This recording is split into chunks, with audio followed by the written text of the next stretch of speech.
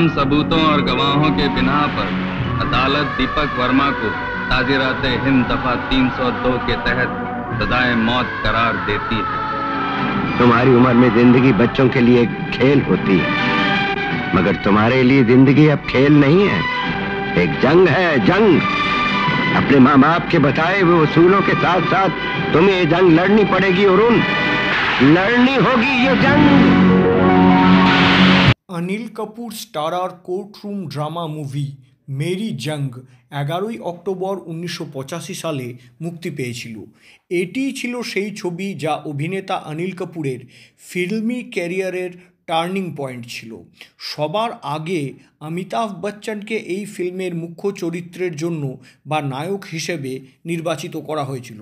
এটা খুব কম লোকই জানেন যে বিখ্যাত লেখক এবং চিত্রনাট্যকার জাভেদ আখতারের কারণেই অনিল কাপুর মেরি জং ছবিটিতে কাজ পেয়েছিলেন, কারণ জাভেদ আখতার সাহেব নিজেই প্রধান চরিত্রের জন্য অনিল কাপুরের নাম নির্মাতাদের কাছে সুপারিশ করেছিলেন।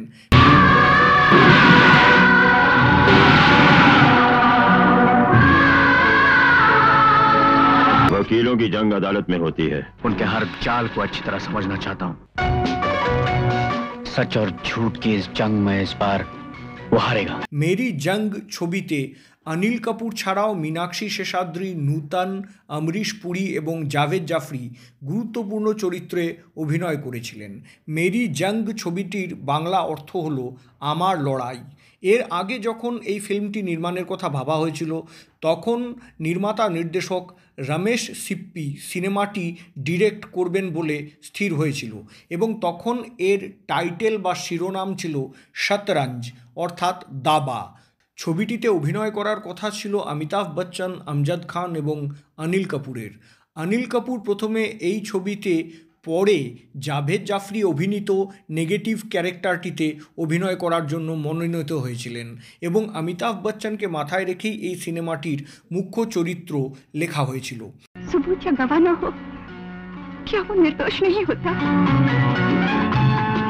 वकालत एक शतरंज का खेल है। शतरंज के मोहरे वही हैं, मगर बाजी पलट चुकी।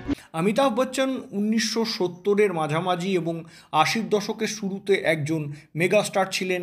সেই সময়ে কোনো তারকাই তার সমকক্ষ ছিল না, কিন্তু 80-র দশকের মাঝামাঝি তিনি রাজনীতিতে আসার সিদ্ধান্ত নেন।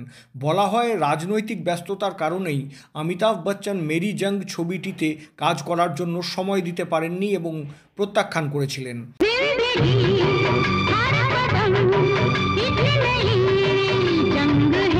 এরপরে এই প্রজেক্টে একটি বড়সড় পরিবর্তন হয় এবং নির্মাতা নির্দেশক সুভাষ ঘাই রমেশ সিপ্পির পরিবর্তে মেরি জং শিরোনামে এই চিত্রনাট্যের উপরে ফিল্ম পরিচালনা করার সিদ্ধান্ত নেন।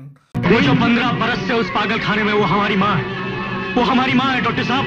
हम उन दोनों को कैसे जानते हैं? मैं उन दोनों का बेटा हूँ ठकराल साहब। দুর্দান্ত সংলাপ, তীব্র আবেগ, রোমান্স এবং অ্যাকশনে ভরপুর মেরি জং বলিউডের সেরা কোর্টরুম ড্রামা মুভিগুলির মধ্যে অন্যতম। ছবিতে অনিল কাপুর একজন তরুণ আইনজীবীর ভূমিকায় অভিনয় করেছিলেন যে তার বাবার মৃত্যুর প্রতিশোধ নেয়। এই ছবিতে অ্যাডভোকেট অরুণ ভার্মার ভূমিকায় একটি কর্তব্যপরায়ণ পুত্রের সমস্ত দায়িত্ব পালন করতে দেখা গেছিল অনিল কাপুরকে। সন্তান ছাড়াও বড় ভাইয়ের চরিত্রেও তার উপস্থিতি মনে দাগ কেটে যায়। অসুস্থ মায়ের সামনে ছেলের অসহায়তা প্রদর্শনের সময় অনিল কাপুরের মুখের অভিব্যক্তি ছিল অনবদ্য। পরিপক্কভাবে অ্যাডভোকেট হিসেবে আদালতে উপস্থাপন করা তার যুক্তি এবং সংলাপগুলি দর্শকদের কিছু সময়ের জন্য তাকে একজন প্রকৃত আইনজীবী হিসেবেই বিবেচনা করতে বাধ্য করেছিল। এই ছবিতে অনিল কাপুরের সফল অভিনয় তাকে বলিউডে বড় অভিনেতাদের তালিকায় স্থান দিয়েছিল। মেরি জংয়ে অনিল কাপুরের অভিনয় তার ক্যারিয়ারের অন্যতম সেরা অভিনয় বলেই বিবেচিত হয়। এই জন্য তিনি সেই বছর শ্রেষ্ঠ অভিনেতার ফিল্মফেয়ার পুরস্কারের জন্য মনোনীত হয়েছিলেন। एक मुकदमा वक्त की अदालत में बरसों से चल रहा है और वो मुकदमा मुझे ठकराल साहब से जीतना है। और मुझे ना तो केस हारने का शौक है और ना ही केस हारने की आदत। आप मुझे पियानो देंगे? এই সিনেমাতে একটি আদালত কক্ষের সিকোয়েন্স রয়েছে যেখানে অনিল কাপুর তার মক্কেলের নির্দোষিতা প্রমাণ করার জন্য কোর্টে বিষের বোতল পান করছেন এবং তারপরে একটি নার্সিংহোমে ডাক্তার তার পেট থেকে বিষ বের করছে।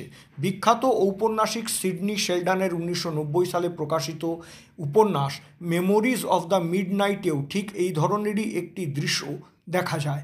প্রসঙ্গত উল্লেখ্য যে সিডনি শেলডন 1988-89 সাল নাগাদ ভারত সফরে এসেছিলেন এবং সম্ভবত তখন তিনি এই ছবিটিও দেখেছিলেন এবং সিনেমার এই দৃশ্যটি তিনি তার উপন্যাসে ব্যবহার করার সিদ্ধান্ত নিয়েছিলেন। ठकराल साहब ने 75 आदमियों को नहीं 75 परिवारों को फांसी दिलवाई। जिसके पास कोई सबूत या गवाह ना हो, क्या वो निर्दोष नहीं होता? শুধু মেরি জঙ্গের কাহিনীই নয়, এর গান बोल बेबी बोल, রক অ্যান্ড রল এবং জিন্দেগি হর কদম ইক নই জঙ্গ হ্যায় এখনও আইকনিক গান হিসেবে বিবেচিত। जिंदगी हर कदम एक नई जंग है। শুধু তাই নয়, এই ছবি অনিল কাপুরের ব্যক্তিগত জীবনকেও বদলে দিয়েছিল। মেরি জঙ্গের সেটেই অনিল কাপুরের সাথে তার স্ত্রী সুনিতার প্রথম সাক্ষাৎ হয়েছিল। মেরি জঙ্গ ছবিতে ড্রেস ডিজাইনিংয়ের দায়িত্বে ছিলেন সুনিতা। পরবর্তীতে শীঘ্রই অনিল এবং সুনিতা পরস্পরের প্রেমে পড়ে যান এবং তারপর তারা বিবাহ বন্ধনে আবদ্ধ হন।